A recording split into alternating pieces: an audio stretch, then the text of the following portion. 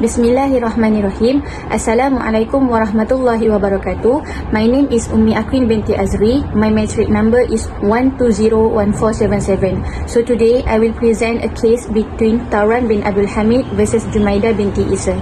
For the fact of the case, I wrote about how basically the case is. The case is about the parties that try to claim for their harta sepencarian, which is A, B, C and D. These assets are all located at Terengganu. The assets had previously been excluded but now were included, settled and divided in the line with the Sharia High Court's permission judgment in the case. This case is represented by the children of these two parties, namely the son of the plaintiff and the daughter of the defendant. This case were occurred on December 18, 2002 at Sharia High Court of Terengganu. Next, the parties involved. I wrote about those two parties involved in this case. Firstly, the plaintiff is Tauran bin Abdul Hamid. Secondly, the defendant is Maryam bint Abu Samah. However, both person, plaintiff and defendant has died. So, the one who replaced them in the session was their son and daughter. So, basically, the plaintiff is the son of Tauran bin Abdul Hamid and the defendant is the daughter of Maryam binti Abu Samah. Next, issue involved. The issue is the primary jurisdictional question that emerged in the case. First, none of the parties were resident of Terengganu, which makes it quite complicated to settle down the claims. Second, referring to practice number 6 of 2003, which states that claims for the marital property must be brought at the court where the divorce or divorce validating order was made, did not apply to the fact of the case.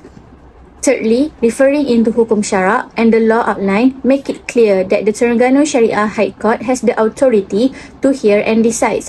Lastly, I also wrote about the Islamic teaching are in line with the parties' initiative to resolve the matter peacefully. Next is arguments of the parties. Basically, in this case, there are no hard arguments between the parties.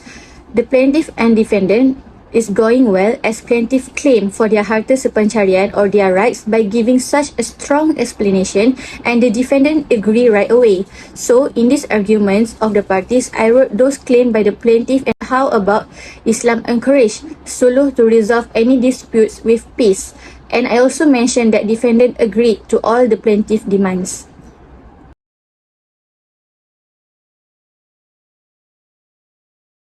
Next is held, which is court decision. I wrote down all the court approval in this case, which is court ordered with the consent of both parties the following assets. I mentioned all those following assets, which is A. Land bearing description PM601 Lot 4315 Mukim Jerangau, Dungun District, Terengganu State. Place Felda Jerangau Level 5, 0.5421 hectares. Title issue on 31 August 2003. B. A wooden house located on the land bearing the description HSM 1788 Lot PT 3970 Mukim Jerangau, Dungun District, Terengganu State. C. Felda Jerangau Terengganu Berhad Multipurpose Cooperative Shares Number Certificate 026 Total Shares 300 and D. Shares of Felda Capital Cooperative Berhad.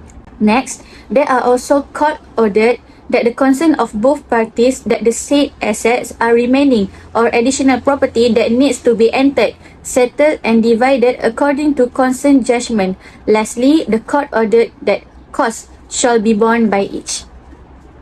Lastly, commentary.